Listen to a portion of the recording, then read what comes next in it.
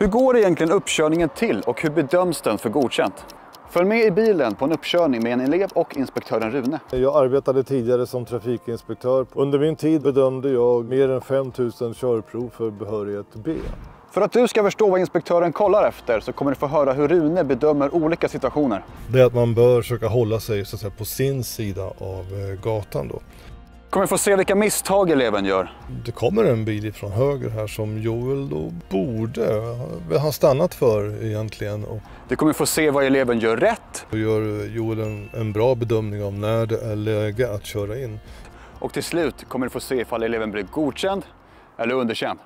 Häng med!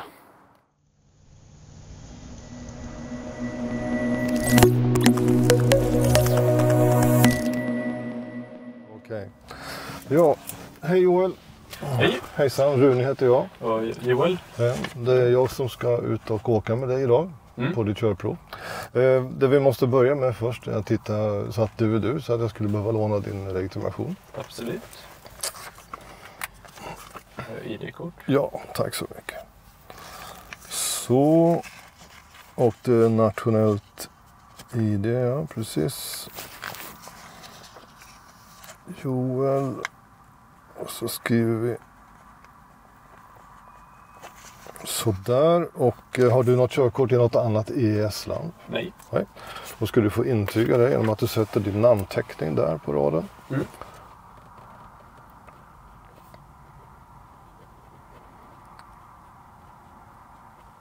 Så, tack så mycket. Och så får du tillbaka den också. Tack så mycket. Sådär. Ja, okej, men då ska vi strax ut och åka lite grann, du och jag. Jag ska få åka med dig idag. Jag tänker berätta lite om körprovet nu, om själva upplägget, hur jag dirigerar dig i trafiken och sen vad jag tittar på och sådär under tiden du kör. Innan vi åker iväg sen så ska du få göra en del av säkerhetskontrollen också. Och jag kommer be dig kontrollera belysningen på bilen innan vi åker iväg. Ja, jag börjar med dirigeringen. När du kör så kommer jag att ge dig instruktioner i god tid om vart du ska köra. Du kan till exempel förfölja skyltar mot E4, mot Östhammar, centrum, så liknande skyltar. Om jag ber dig köra mot en sån plats, då fortsätter du att följa de skyltarna tills du får en annan information av mig. Och vill att du ska svänga någonstans i en cirkulationsplats eller en korsning, då talar jag om kanske vänster eller höger. Säger jag inget speciellt vart du ska köra, då fortsätter du bara att planera framåt. Ja. Och är det så att du av någon, alltså jag kanske är otydlig någon gång, du kanske inte hör vad jag säger, eller att du glömt bort vart var jag skulle köra nu igen, ja då frågar du mig bara så repeterar jag. Och medan du kör, ja då kommer jag förstås titta på hur du beter dig ute i trafiken. Och det finns några saker som vi inspektörer tittar på under körningen. Och det är de här 5 stycken kompetensområdena då. Fordonskännedom, manövrering. Fordonskännedom, det är säkerhetskontrollen som jag pratade om precis. Manövreringen har att göra med hur du hanterar bilen. Det här är en automatväxlad bil, så här finns det ingen växelspak eller koppling. Men man vill ändå se att du har kontroll på bilen helt enkelt. Jag tittar viss del på ekonomi i körningen, och även om det inte finns en koppling och växelspak så kan det ändå finnas sätt att göra av med mindre bränsle än man behöver. Det här är en elbil i och för sig. Men samma sak där, det går att köra mer ekonomiskt och spara lite power i batteriet om man säger så. Jag tittar också på hur du hanterar trafikregler, att du visar att du uppmärksammar vilka regler som gäller och att du vet hur du ska tillämpa dem i praktiken. Och så handlar det om trafiksäkerhet och beteende. Här står det om avsökningsrutiner, alltså uppmärksamheten, hur du ser dig för i trafiken. Förutse och bedöma står det här, det har att göra med din planering, att du kan tänka om jag gör så här, vad händer då? Där åker de och vad tänker de göra? Att du tänker framåt helt enkelt. Och att du utifrån det du ser då kan anpassa ditt sätt att köra. Det kan vara anpassa hastighet eller placering exempelvis då, utifrån trafiksituationer som vi kommer in i. Jag vill förstås också se att du kan göra det här i ett slags samspel med andra trafikanter. Vi kommer säkert inte vara ensamma i trafiken idag. Det är fler än du och jag ute i trafiken. Ja.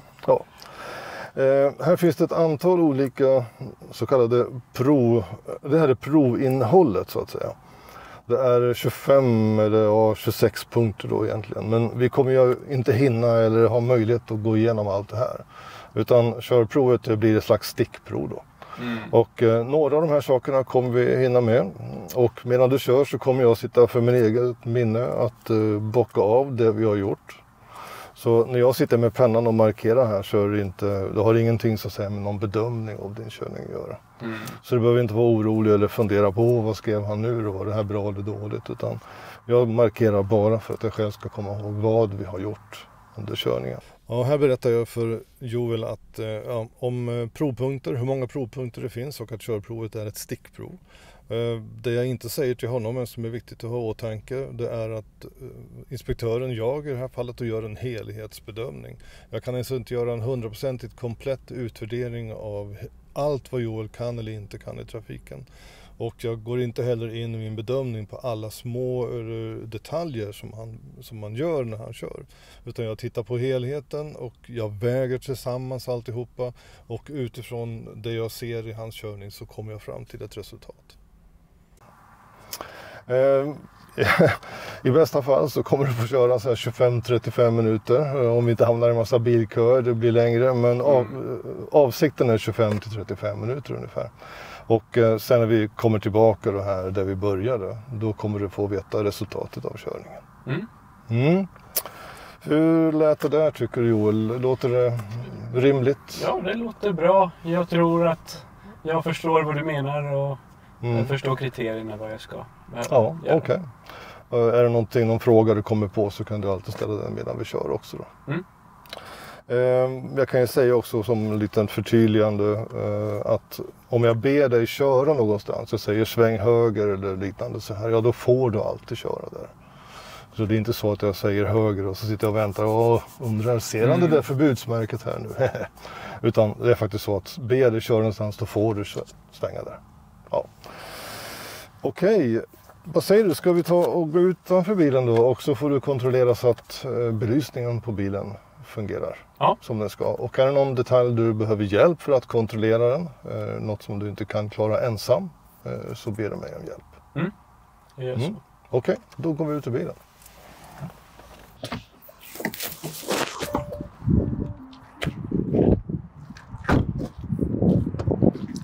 Ja, så där då kan du göra en kontroll på belysningen. Då börjar jag med blinkersen.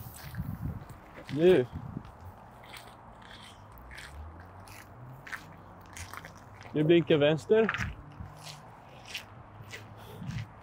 Och så kör jag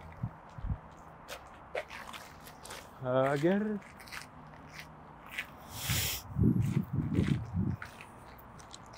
Här funkar.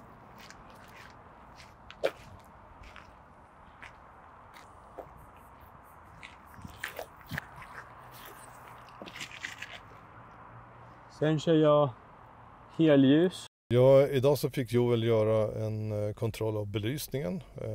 En säkerhetskontroll är obligatoriskt när man gör sitt första körprov.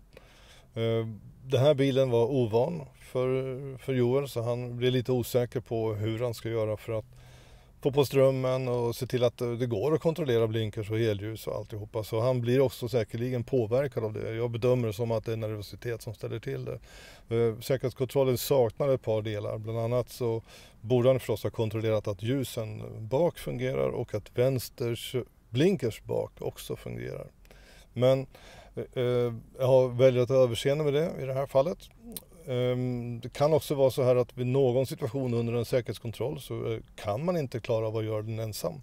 Och då kan man faktiskt be inspektören om att hjälpa till med det. Ska jag hålla in då? Så kan du kolla om du vill. Ja.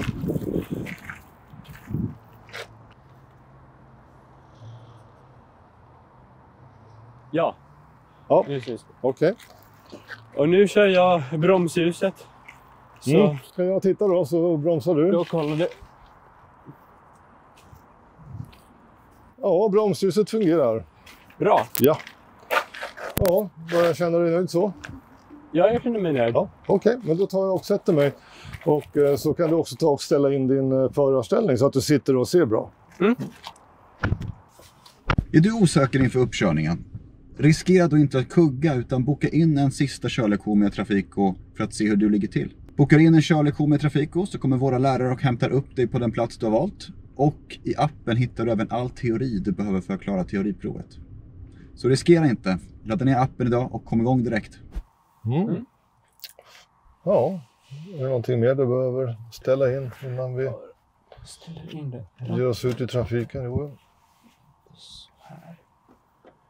Är det någonting du känner att du behöver justera så kan du alltid göra det under körningen också. Om du kanske vill stanna till och göra någon justering på inställningarna. Det går ju alltid bra. Ja. Ja, när man ska precis ut och köra så här i en bil som man inte har kört förut så ställer man in lite saker och så. Och Joel ställer in det han behöver göra och jag kommenterar att är det så att någonting känns som att du behöver justera det så går det faktiskt bra att göra det. Men då är det klart, som jag säger också här, så stanna till någonstans och gör de justeringarna. För när man har suttit en stund i en bil, ja då sjunker man ihop, man anpassar sig lite grann och det kanske är så att man behöver göra någon justering på sidospelarna eller innerspegeln och sådär. Och det är helt okej under ett körprov att stanna till och fixa de detaljerna.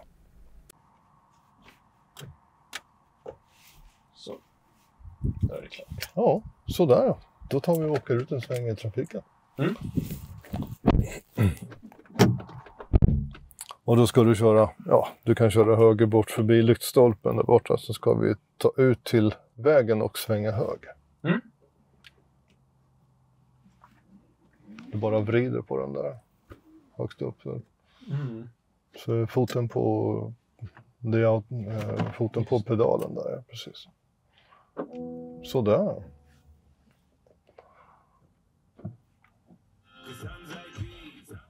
Nej, det var fel. Jag vill ha lite luft här.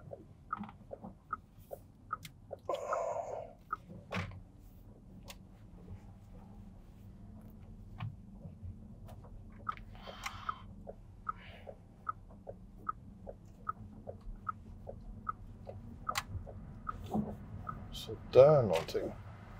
Så, och sen höger ut här då.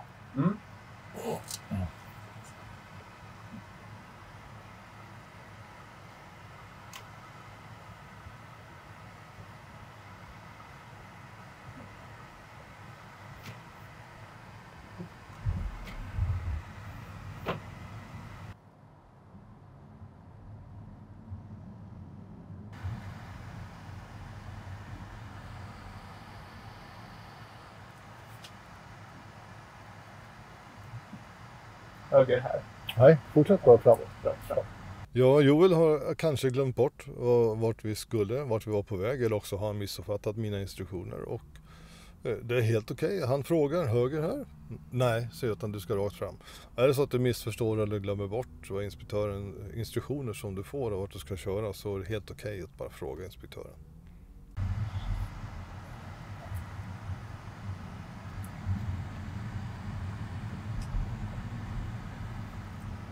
Om jag inte säger något särskilt sådär så då planerar du bara framåt.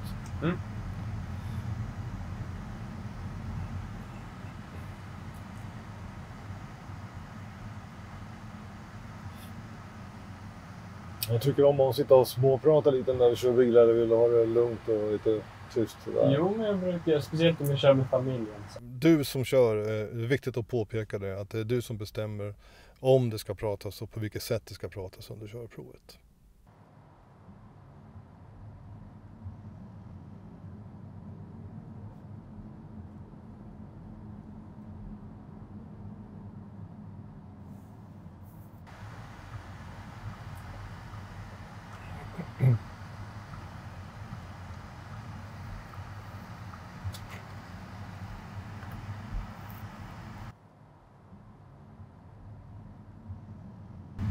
Vi ska se om trafiken tillåter, men du fortsätter rakt fram genom korsningen och så stannar du till ut med kanten där vi har kommit igenom korsningen så ska du få backa lite grann. Så om du stannar ungefär vid höjd med elskåpet där på höger sida. Så. Det brukar vara rätt så lugnt här så här dags. Så där, det räcker bra. Så, tack. Så där, då vill jag att du ska backa bilen in på gatan till höger. Och att du backar in, så vi kommer ungefär i höjd med staketet som du ser där. Till höger in där. Så när vi har kommit ungefär i höjd med staketet, då kan du stanna där. Ja.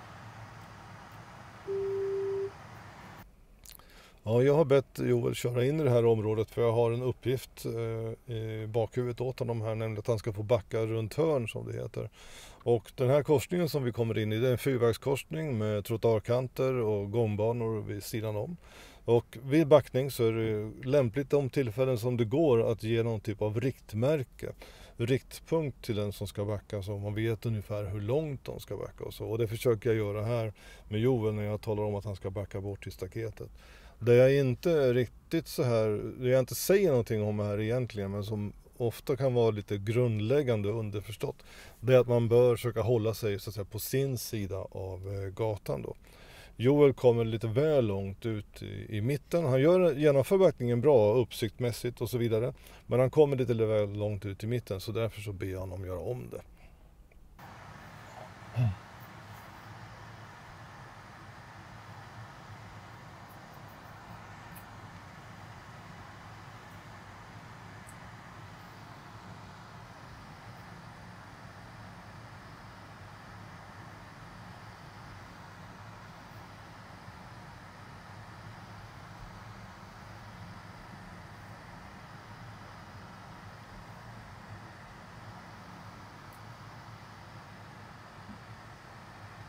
Så, ska du göra så att du kör fram och kör tillbaka igen.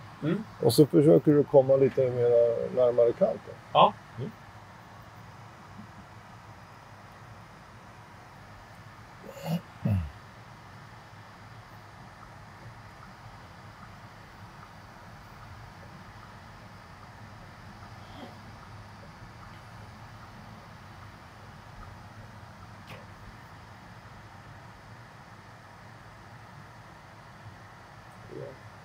Flyttar spegeln lite till.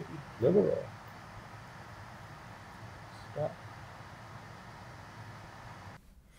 Ja, nu när Joel ska då göra om den här backningen, försöka komma lite närmare kanten, så blir det så att han får lite väl mycket fokus just på trottoarkanten och så att han tappar lite det här med att se sig för vid backningssituationen. Han råkar också komma emot trottoarkanten lite grann, men han gör det vid ett tillfälle.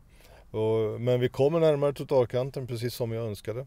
Så min tanke efter den här situationen är att jag kommer att följa upp det här i någon annan typ av manövreringsmoment där han också kommer att få backa.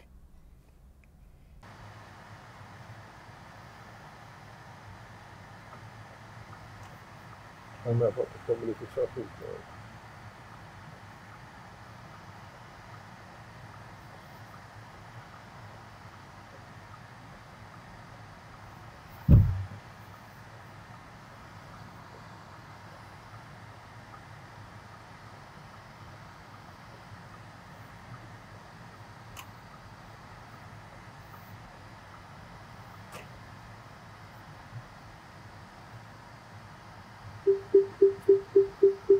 Så, vet jag inte vad den piper för, men moderna bilar brukar pipa ibland utan anledning. Jag vet inte riktigt. Men bra, sådär. Tack så mycket, det vet du. Då fortsätter du köra rakt fram.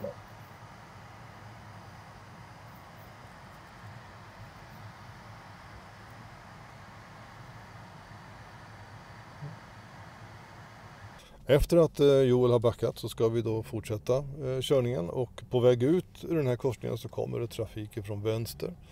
Trafiken ger inga som helst tecken på de här bilarna som passerar oss nu att de tänker stanna och släppa ut Joel och sådär. Så att Joel gör rätt i, även om det nu är så att de har väjningsplikt för vi kommer från höger, så gör jag bedömningen att Joel gör rätt i att inte börja tränga sig ut i korsningen, för då kan det absolut uppstå en trafikfarlig situation.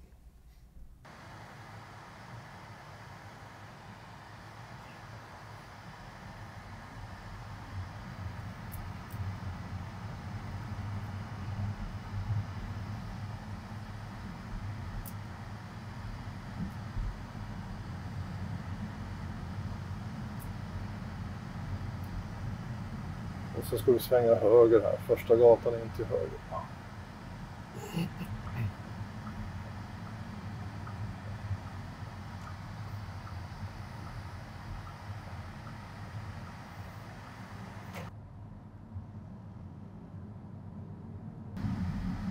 Så tar du vänster.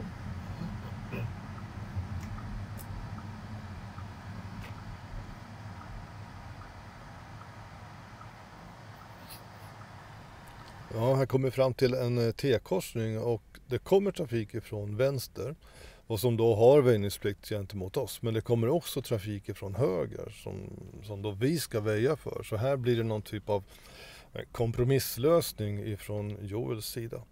Och jag tycker han gör det bra utifrån situationen. Däremot kan man kanske önska att han skulle kört lite längre fram i korsningen för att få bättre sikt. Det är nämligen, det är svårt för er att se kanske, men det finns en släpkärra som står på privat mark till höger om oss, vilket gör att sikten till höger blir något begränsad.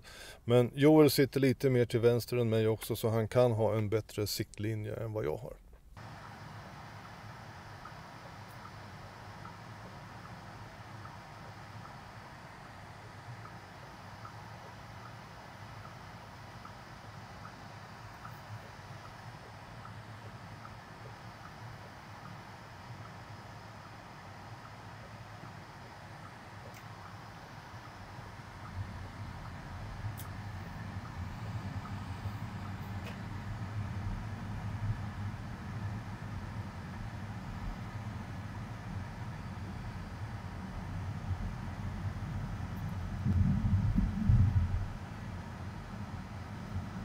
Sen när vi kommer till cirkulationen, då ska du ta första avfart eller första utfarten eller höger.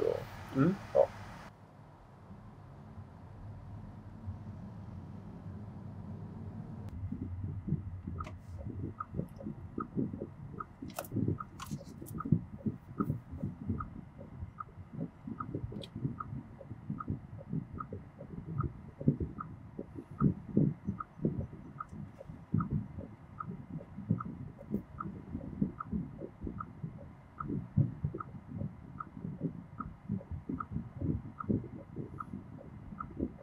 På väg in i den här cirkulationen så gör Joel en bra bedömning av när det är läge att köra in. Det är ganska mycket trafik och det är lätt att bli frestad eller stressad att ge sig in i cirkulationen för tidigt. Men Joel avvaktar och när luckan väl kommer så tar han den och fortsätter sin körning.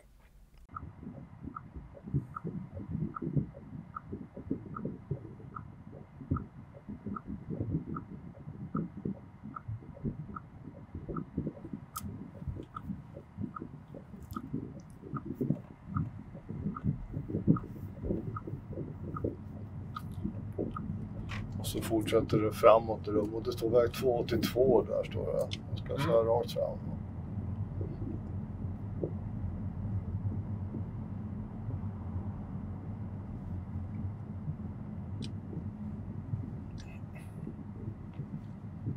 När vi kommer fram till den här cirkulationsplatsen så är det intressant för att här finns det en risk att många som kommer fram mot cirkulationsplatser stannar varken det faktiskt behövs eller inte, bara för att vara på den så kallade säkra sidan. Joel gör inte det. Han tittar framåt, han håller hastigheten framåt och han ser att det inte kommer någon, och varför ska han stanna då? Det behöver han alltså inte göra, utan han fortsätter bara köra på ett väldigt bra och smidigt sätt.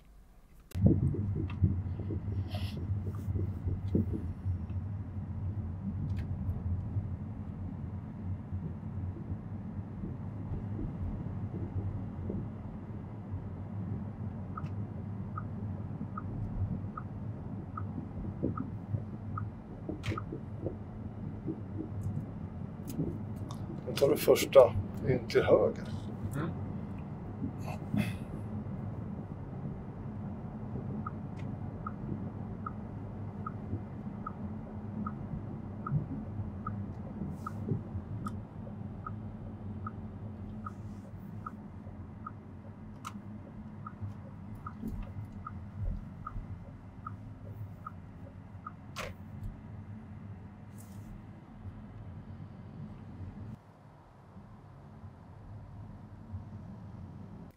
När man är ute och kör på den här typen av vägar så kan man ju tänka att det är bara att tuta och köra även om du kommer fram till en korsande väg. Men det är viktigt förstås att ha uppsikt även här beroende på vilka regler om väjningsplikt som gäller. Den här korsningen som vi passerar, där har vi ju god sikt och jag tänker att jag kan inte avgöra 100% men jag förutsätter att Joel har bra koll på att det inte kommer någon trafik från höger.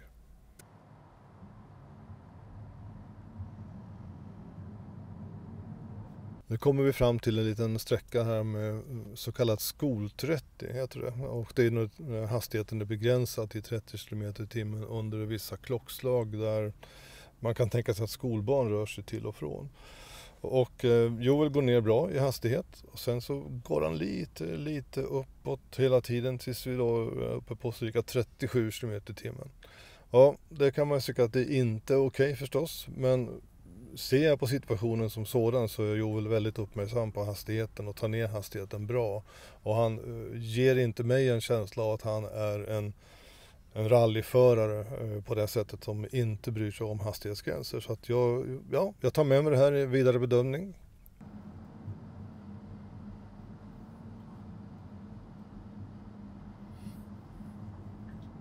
Då kanske du kan få dig en hamburgare också. Ja, jag tror det är en del av dealen. Det är så kanske, ja. Ja, precis.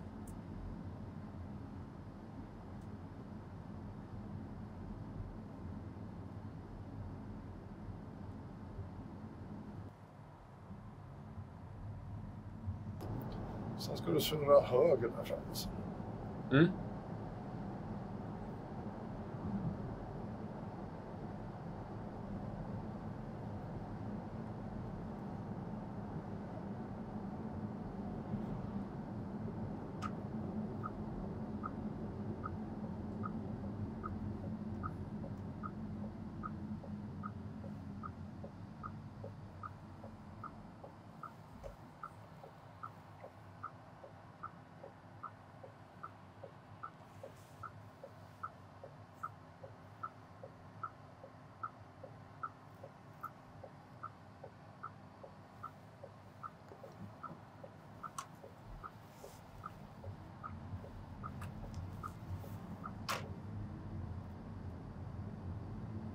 Ja, nu kommer vi ut på en så kallad smal och krokig väg.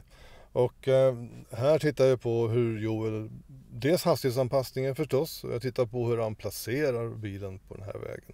För på en smal och krokig väg så är det ingen som vill se att du kör liksom slickar vägkanten till höger.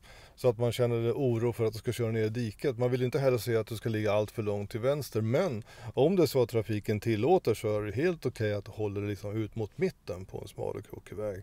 Bara du är uppmärksam på de trafik som eventuellt kommer bakifrån och den trafik som man möter. Och går åt sidan till höger och när situationen kräver det. Joel gör det här bra. Han håller en bra placering och en bra hastighetsanpassning på den smala och krokiga vägen.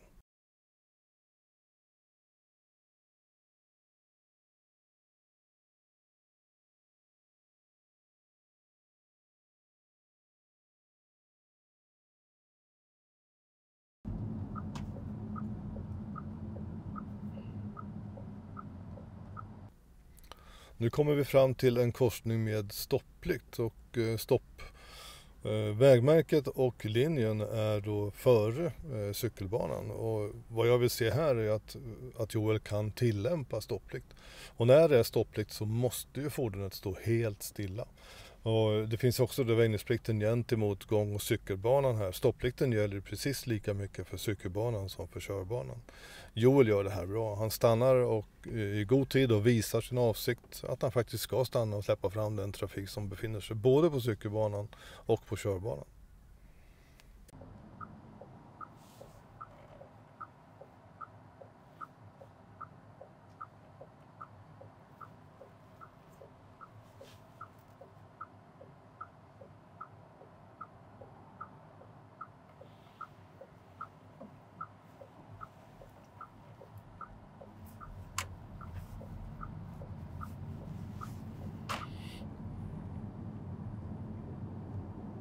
Utslitet stoppsträck, men jag tror det var där.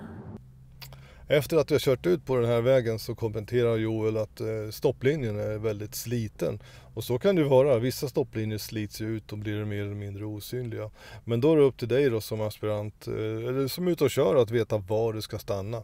Är det vägmärket, är det linjen eller är det körbanan? Och saknas linjen, ja då måste du göra en bedömning. Men grundläggande så är det så att du får inte köra så långt att du kommer ut på den här vägen du ska ut på. Utan du måste stanna före den. Sen ska du svänga vänster där fram. Mm.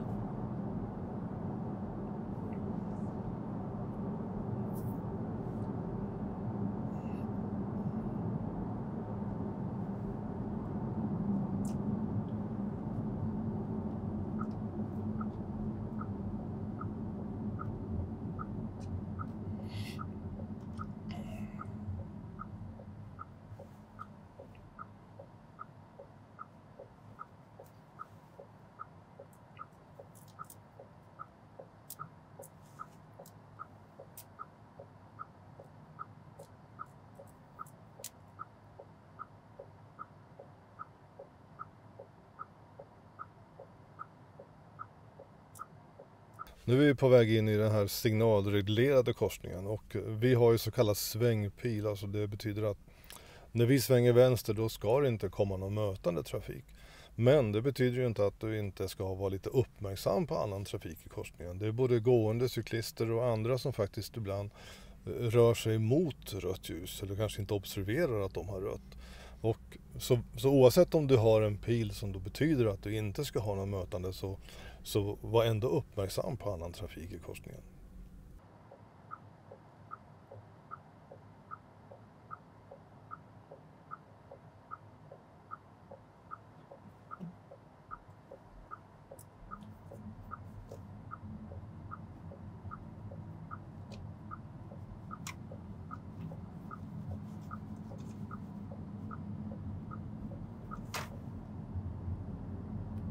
Sen ska du höger nästan.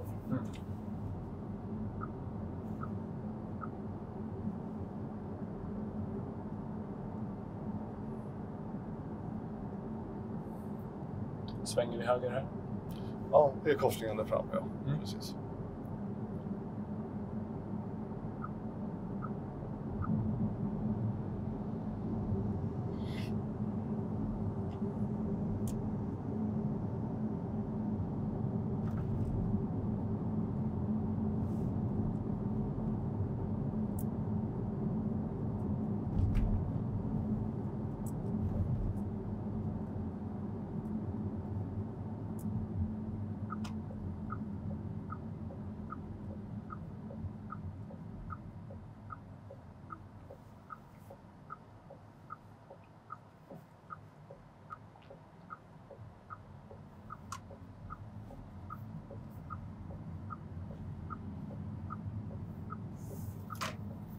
Den här är jobbig också, jag körde här en gång. Så.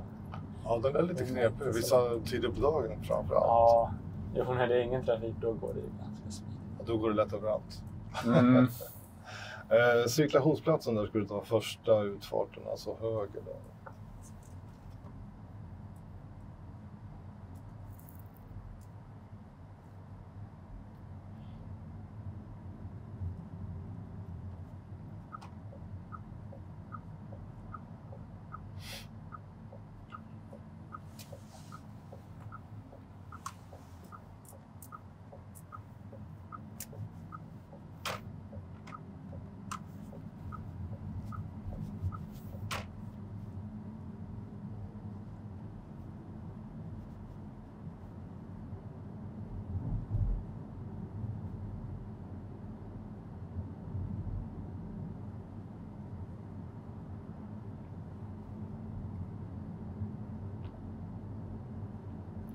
På vänster sida där framme finns det en massa flaggstänger och sådär. Så kommer det ut en bil därifrån vänster också. Det finns en parkeringsplats där. Och jag tänkte att vi ska svänga in vänster på den parkeringen. Ja. Jag tror att det är bortanför flaggstänger.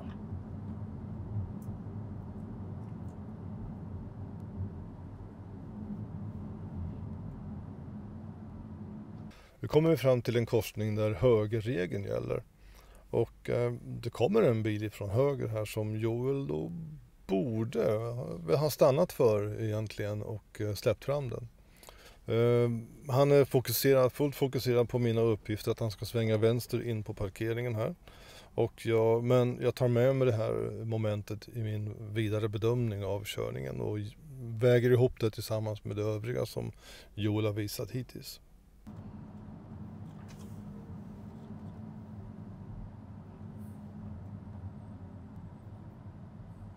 Så att på vänster in på parkeringen.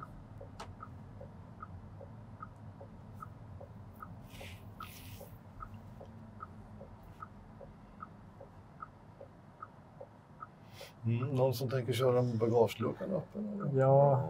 Glöm bort att stänga den eller något som har hänt. Det är inte vårt problem i och för sig. Nej.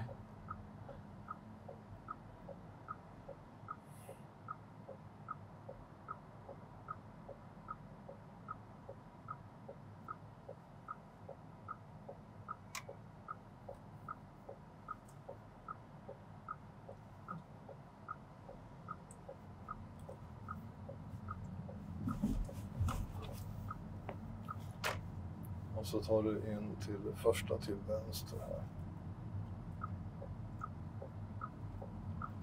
Om du sen bara tar och stannar till här ute med högersidan så ska du få en liten parkeringsuppgift av mig. Du ser att det finns en silverfärgad och en röd bil där borta. Mellan dem finns det en parkeringsplats och vad jag kan se så ser den tillräckligt rymlig ut för att ta emot den här bilen. Så då vill jag att du parkerar mellan de två bilarna och du får själv välja om du vill köra eller backa in bilen. Och så säger du till sen när du är klar. Ja. Nu kommer vi fram till en parkeringsplats här och här vill jag då följa upp manövreringskunskapen hos Joel så att han får en uppgift att parkera mellan två fordon. Och jag hoppas lite grann att han ska backa in, men om man nu väljer att köra in så kommer jag i alla fall att be honom att backa ut ur den här parkeringsfickan.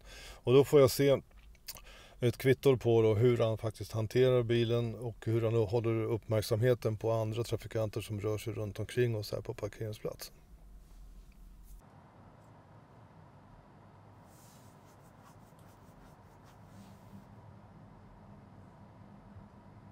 Jag tänker att jag backar in nu.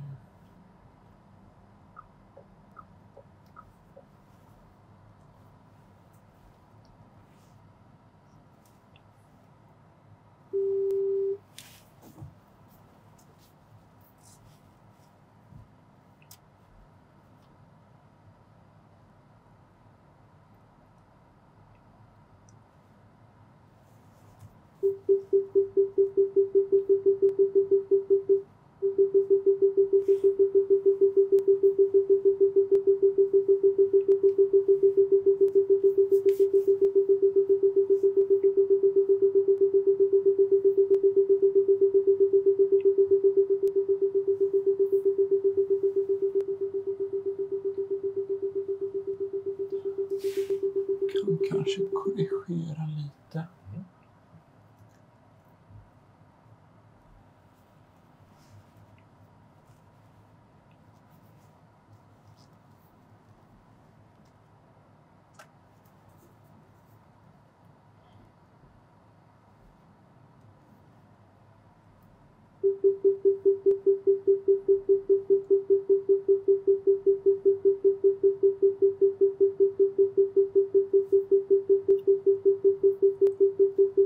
Så, nu är jag klar. Oj. Ja, Joel valde då att backa in mellan de här två bilarna och min bedömning av att hur han manövrerar och fordonet och hur han hanterar situationen är att han gör det här riktigt bra. Han är visar bra uppmärksamhet på andra trafikanter, han har bra kontroll på bilen. Han uppmärksammar att han kommer lite för nära den parkerade bilen till vänster också och väljer att justera det. Så det här gör han bra och det här ger mig ändå någon typ av kvitto på att han har bra kontroll på bilen och då kan jag lägga ihop den här manövreringssituationen med backningsuppgiften som Joel fick i början. Bra, sådär. Tack så mycket Joel. Då fortsätter vi att köra. Då ska du ta vänster och så ska du högerut där vi körde in från början igen. Ja. Du ska tillbaka ut till samma gata.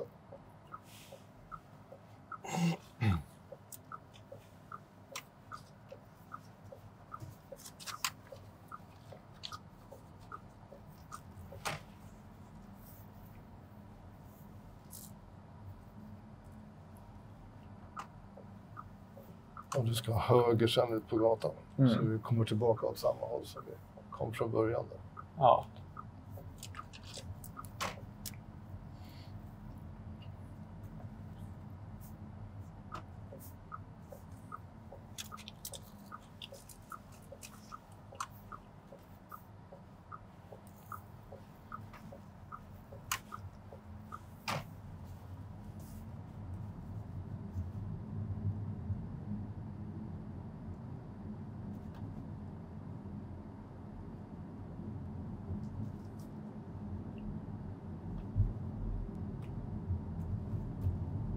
I den här typen av trafikmiljö så är det viktigt att visa att man att man ser sig för helt enkelt. Det finns ju andra trafikanter runt omkring. Du har gående, kanske cyklister på gång och cykelbanan.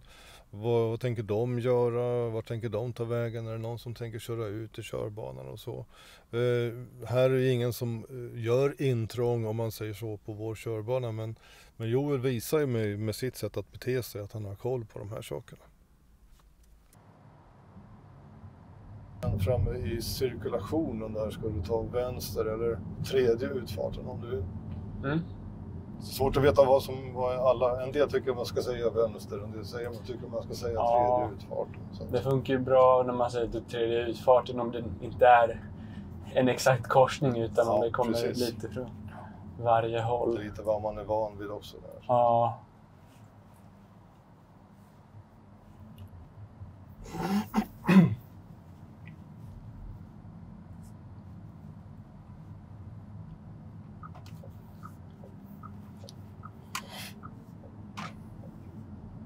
Och så ska du köra mot Norrtälje.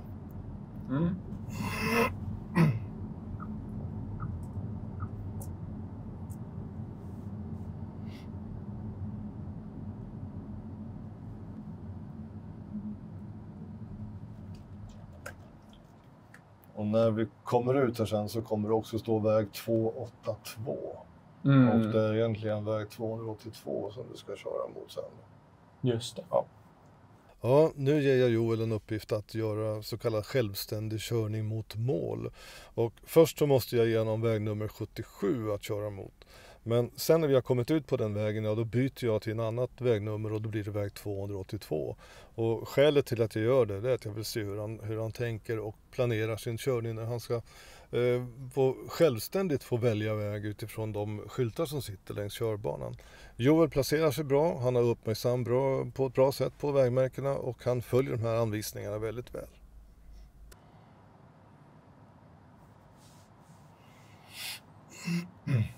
Ja, det börjar bli lite trafik så här också. Det är många som ska hem från jobbet och sådär. Antar jag. Ta oss ut i korsningen så blir det lite bättre.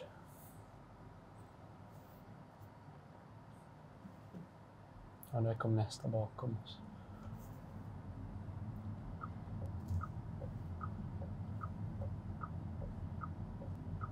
Många gillar inte trafikljus, men jag tycker de är ganska sköna att vara i. Där ser du 282 står det där. Du följer den vägvisningen, 282. Ja. Ja, trafikljus är till hjälp. När de är på vår sida, då är de bra, eller hur? Ja. Så tänker jag. Efter att vi har kommit ut på den här vägen och jag har gett Joel uppgift att köra mot väg 282 så dröjer han lite väl länge tycker jag med att byta till det högra körfältet. Och när han väl gör det, då står ju trafiken lite stilla framför. Så då måste han sakta in istället. Men det ser ingen jättestor brist i det här, utan det är mest att han kanske är lite osäker på var det är bäst att placera sig och bestämmer sig lite sent för att gå över till det högra körfältet. Jag också. Jag gillar inte när det blir röda vågen. Nej, precis.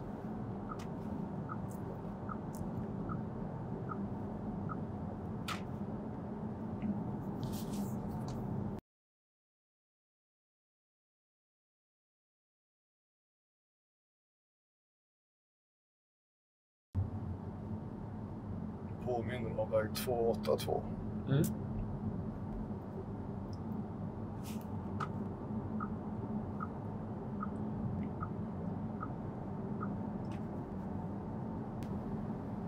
Ja, nu är vi snart tillbaka till platsen där körprovet började och den här sista sträckan fram till vi är klara med körningen så sitter jag och processar och går igenom i mina tankar vad Joel har visat mig under körningen. Jag sitter och tänker på den här backningssituationen när han backade runt hörn, att den kanske lämnade lite mer önskar, kanske skulle varit lite självsäkrare i den situationen.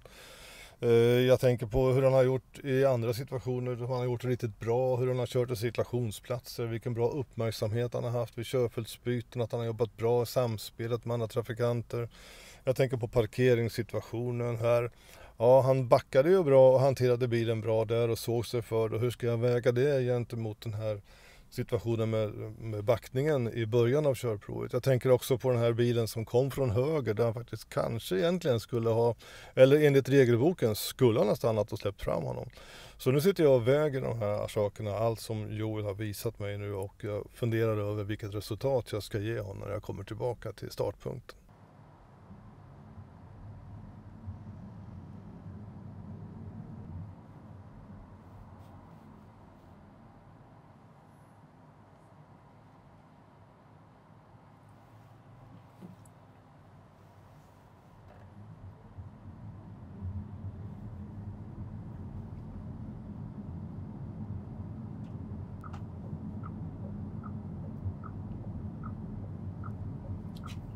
Så kommer det en infart till parkeringen här på höger sida.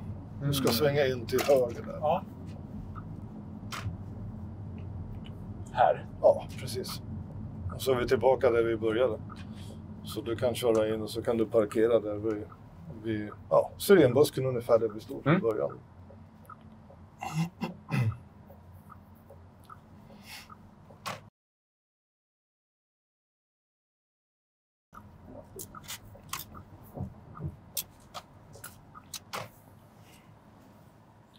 Så där då kan du stänga av motorn. Det är bara att trycka på den. Så. Tack så mycket Joel. Tack för åkturen. Och då är det så att din körning är godkänd. Ja, så bra jobbat. Ja. Det ska du ha. Så jag öppnar upp lite grann där för att få lite annat än AC-luft. Ja, precis. Jag har ju då markerat i var vi har kört idag och körprovet godkänt skriver jag under där. Så där. Du kommer ju få en bekräftelse på det här på din e-post sen. Och med din legitimation så får du ut och köra i bilen på egen hand. Och öva vidare själv, som det heter nu då. Överlag ska jag väl säga, några kommentarer kring din körning. Överlag så gör du en stabil körning. Sen finns det, vi kan väl säga så här, du fick ju parkera också. Och ganska bra att du valde att backa in. Och det är för min skull och för din skull förstås. För det här visar ändå att du har lite bättre koll på bilen, vart den tar vägen, än vid backningsmomentet här ute i området. Här kunde du väl kanske haft lite mer och gått lite närmare kanten och så vidare också. Dessutom kommer det trafik från höger där, det gick ju bra och så vidare. Men vid parkeringsplatsen så visar det att du kan ha uppmärksamheten både på trafik runt omkring, ha kontroll på bilen och uppmärksamheten på allt som händer runt omkring och så vidare. Så att där visar att du ändå har rätt så bra koll på det. Tillräckligt bra koll. Överlag annars så gör du bra bedömningar tycker jag. Både vad gäller korsningar och körning på landsväg, placering, hastighetsanpassning och sådär. Så du ska nog klara dig bra ute i trafiken. Ja, men det känns jättebra. Ja, vad kul. Jättekul. Ja, några frågor, tankar på det här? Ja, vi kom inte på något, men Nej. Det känns att det gick helt okej. När man börjar köra får man lite halvpanik så här. Nej, det här går helt åt skogen. Men sen så vänjer man sig och förstår ändå att man kommer inte dö. Nej, det kommer man inte göra. Så. Det är inte, hoppningsvis, så är det inte liv och död det handlar om. Nej, precis. Ja, vad bra. Då tackar jag så mycket. Då ses vi i trafiken, hör du Joel. Det gör vi säkert. Bra. Hej då. Tack.